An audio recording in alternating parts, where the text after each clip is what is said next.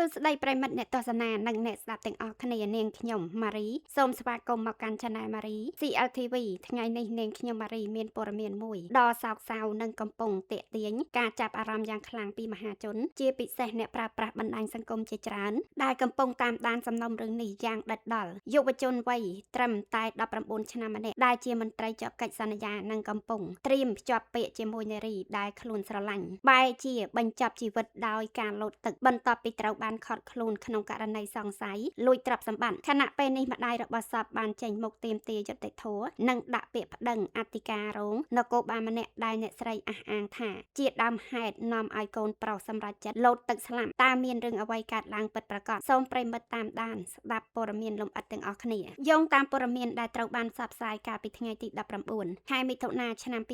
2026ប្រជានេសាទប្រទះឃើញសាកសពបុរសវ័យក្មេងម្នាក់អណ្ដែតនៅក្នុងទន្លេមេគង្គក្នុងភូមិសាស្ត្រក្រុងអរិយស័ព្ទខេត្តកណ្ដាលសាកសពនោះត្រូវបានស្គាល់អត្តសញ្ញាណថាមានឈ្មោះច័ន្ទណារុងអាយុ19ឆ្នាំជាមន្ត្រីចាប់កិច្ចសន្យាផ្នែកចរាចរណ៍ការប្រទះឃើញសាកសពនេះបានកើតឡើងក្រោយរូបគេបាត់ខ្លួនអស់រយៈពេល2យប់3ថ្ងៃបន្ទាប់ពីលោតចូលទឹកពីលើស្រឡាងក្នុងកន្លងពេលដែលកំពុងត្រូវបាននាំខ្លួនឆ្លងទន្លេព័ត៌មានបានឲ្យដឹងថាមុនពេលកើតហេតុយុវជនរូបនេះត្រូវបានចោទប្រកាន់ថាពាក់ព័ន្ធនឹងករណីគាស់បន្ទប់ជួលនិងលួចទ្រព្យសម្បត្តិរបស់អ្នកជួលបន្ទប់ក្បែរគ្នាដែលគេអះអាងថាមានតម្លៃសរុប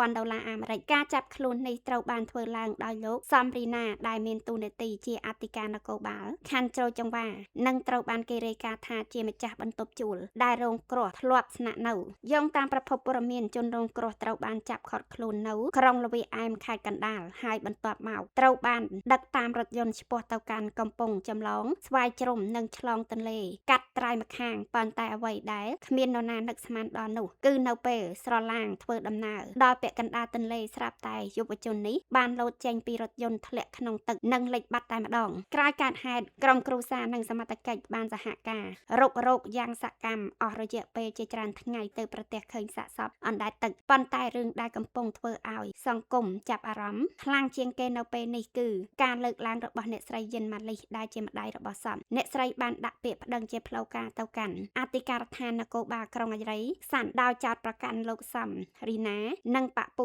ថាបានចាប់ខ្លួនកូនប្រុសរបស់អ្នកស្រីក្នុងលក្ខណៈដែលធ្វើឲ្យមានការភ័យខ្លាចនិងជំរុញឲ្យកូនសម្រេចចិត្តលោតទឹកសម្រាប់ខ្លួននៅក្នុងការរៀបរាប់ទាំងទឹកភ្នែកអ្នកស្រីបានលើកឡើងថាកូនប្រុសរបស់គាត់មិនធ្លាប់មានបញ្ហាធ្ងន់ធ្ងរជាមួយច្បាប់ពីមុនឡើយហើយប្រសិនបើមានការសង្ស័យណាមួយគូតែអនុវត្តនីតិវិធីច្បាប់ធម្មតាមិនមែនចុះទៅចាប់ខ្លួនដោយផ្ទាល់និងនាំខ្លួនឆ្លងទន្លេបែបនេះទេអ្នកស្រីបានចោទថាកូនប្រុសរបស់គាត់ត្រូវបានប្រើអំពើហិង្សាក្នុងពេលចាប់ខ្លួននិងរងសម្ពាធផ្លូវចិត្តយ៉ាងខ្លាំងទោះយ៉ាងណាក៏ដោយការចោទប្រកាន់ទាំងនេះគឺជាការអះអាងពីភាគីគ្រួសារសពតែប៉ុណ្ណោះហើយនៅមិនទាន់មានអ្វីបញ្ជាក់ជាផ្លូវការពីស្ថាប័នសមត្ថកិច្ចឬការសម្រេចរបស់តុលាការនៅឡើយអ្វីដែលធ្វើឲ្យមនុស្សជាច្រើនរំជួលចិត្តនោះគឺរឿងរ៉ាវស្នេហារបស់ជនរងគ្រោះតាមការបញ្ជាក់ពីក្រុមគ្រួសារយុវជនច័ន្ទណារុងនិងនារីឈ្មោះឡនស្រីពីនអាយុ16ឆ្នាំបានស្រឡាញ់គ្នាអស់រយៈពេលជាង1ឆ្នាំមកហើយអ្នកទាំងពីរបានទទួលការយល់ព្រមពីចាស់ទុំទាំងសងខាង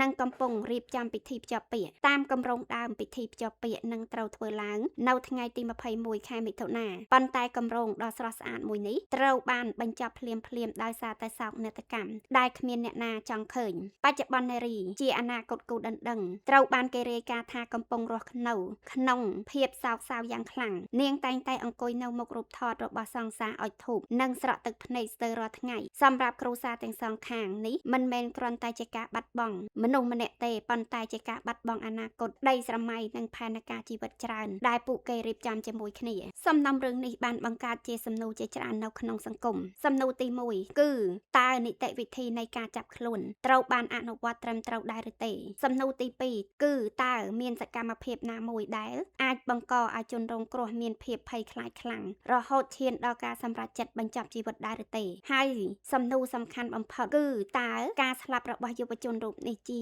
លទ្ធផលនៃការភ័យស្លន់ស្លោផ្ទាល់ខ្លួនឬក៏មានកត្តាផ្សេងទៀតនៅពីក្រោយដែលសមត្ថកិច្ចត្រូវស្រាវជ្រាវឲ្យបានច្បាស់លាស់នៅក្នុងសង្គមដែលគោរពនីតិរដ្ឋការចោទប្រកាន់មិនស្មើនឹងការផ្ដន់ទោសនោះទេមនុស្សគ្រប់រូបមានសិទ្ធិទទួលបានការស៊ើបអង្កេតដោយយុត្តិធម៌និងមានសិទ្ធិការពារខ្លួនតាមច្បាប់ជាមួយគ្នានេះដែលការចោទប្រកាន់ប្រឆាំងម នត្រីសមត្ថកិច្ចក៏ត្រូវការស៊ើបអង្កេតប្រកបដោយតុល្យភាពនិងឯករាជ្យដូចគ្នាដើម្បីបញ្ជាក់ថាអ្វីជាការពិតនិងអ្វីជាការយល់ច្រឡំការស្វែងរកការពិតមិនមែនដើម្បីការពារភាគីណាមួយទេប៉ុន្តែដើម្បីឲ្យយុត្តិធម៌មានសម្រាប់គ្រប់ភាគីសម្រាប់គ្រួសារជនរងគ្រោះពួកគេកំពុងរងការឈឺចាប់ខ្លាំងពីការបាត់បង់កូនប្រុសនិងសមាជិកគ្រួសារជាទីស្រឡាញ់ចំណែកសម្រាប់សង្គមទាំងមូលករណីនេះគឺជាការរំលឹកមួយថាការអនុវត្តច្បាប់និងការគោរពសិទ្ធិមនុស្សគឺជាចំណុចដែលត្រូវតែមានតុល្យភាពជានិច្ចបច្ចុប្បន្នតាមព័ត៌មានបឋមសមត្ថកិច្ចកំពុងបន្តស្រាវជ្រាវលើករណីនេះហើយមហាជន